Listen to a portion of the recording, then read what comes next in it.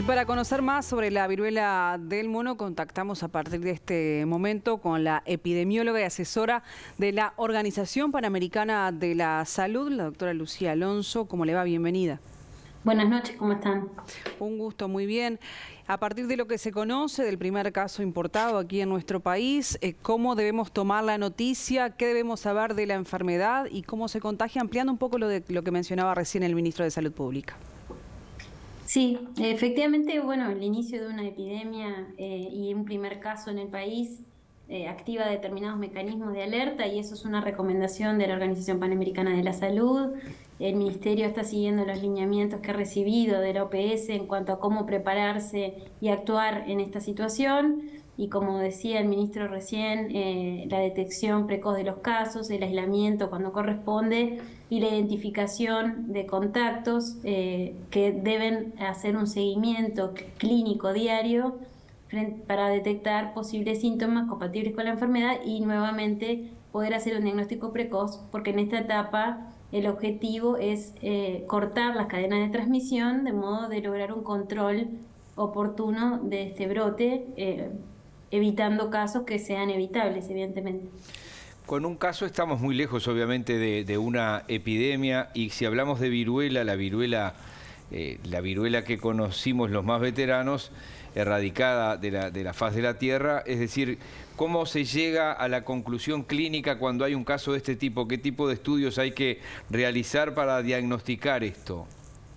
Bueno, estrictamente está lejos de una epidemia en términos numéricos, pero no en términos de categorización, porque la detección de un primer caso de una nueva enfermedad en un país es por definición el inicio de una epidemia. En términos operativos, en términos de lo que nosotros desde epidemiología y salud pública tenemos que hacer. Por lo tanto, digamos, está relacionado conceptualmente.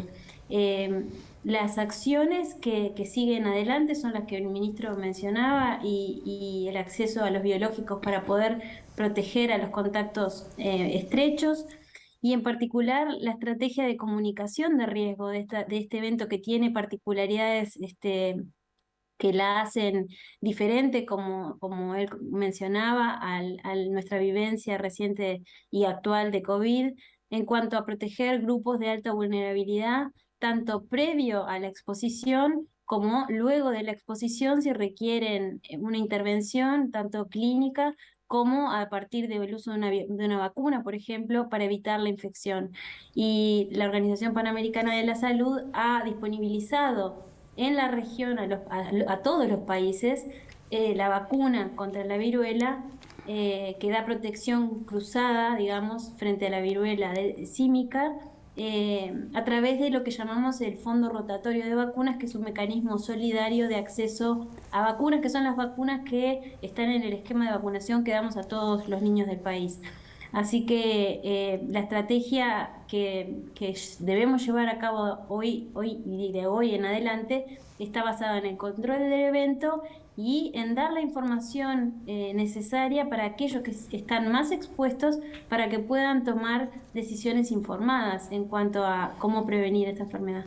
Bien, y específicamente respecto a esto que acabas de mencionar, ¿quiénes deben ser vacunados contra la viruela del mono? Específicamente sabemos que es una vacuna limitada.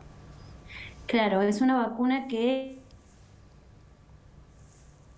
Se nos ha cortado allí la comunicación, la vamos a retomar lo más rápido que podamos. Estamos hablando con Lucía Alonso, es epidemióloga y asesora de la Organización Panamericana de la Salud en Uruguay. Y bien, Lucía, lo que queríamos saber, lo que preguntaba Rosario, es a quién específicamente se vacuna, porque no es una vacuna que abunde, obviamente. No, exacto. Si me oyen bien ahora, Perfecto. Sí. la vacuna está restringida principalmente a contactos estrechos de alto riesgo que tuvieron una exposición reciente a un caso confirmado y particularmente aquellos que tuvieron una exposición de contacto a través de lesiones, principalmente en la zona ano, genital y oral, que es donde predominan las lesiones en los casos que estamos viendo. Como decía el ministro, la enfermedad está siendo observada prácticamente en su totalidad en hombres en una alta proporción de ellos en hombres que tienen sexo con hombres, que presentan lesiones en estas regiones, y a través del contacto cercano, estrecho, con estas lesiones que contienen el virus dentro de esas lesiones, es que se produce la transmisión. Y es a esos contactos a quienes podemos proteger a través de este biológico, que es muy eficiente para poder prevenir la infección, en particular en aquellos que son altamente vulnerables, por ejemplo, en población inmunosuprimida. Por último, por hoy, el ministro hablaba de, tú hablabas del fondo rotatorio de vacunas, el ministro hablaba que hasta noviembre no hay vacunas. ¿Qué información tienen ustedes de la OPS? Bueno, los mecanismos del fondo rotatorio están muy establecidos porque son los que utilizamos normalmente para todas las vacunas que ustedes conocen que aplicamos en el país. Los países presentan una solicitud de compra, se emite una orden de compra, se establece el flujo de transporte de ese biológico, se envía el flete es despachado, etcétera. Existe una serie de procedimientos de logística de llegada del biológico al país, pero simplemente eso. O sea, el país ya presentó formalmente la solicitud y es cuestión de esperar que lleguen, como llegan todos los biológicos que utilizamos en nuestro país. O sea, no tenés fecha. No hay fecha. Cuando se presenta la solicitud, no existe una fecha instantánea de entrega, porque existe un proceso lógico de logística, de distribución del biológico para Uruguay y para todos los países de la región.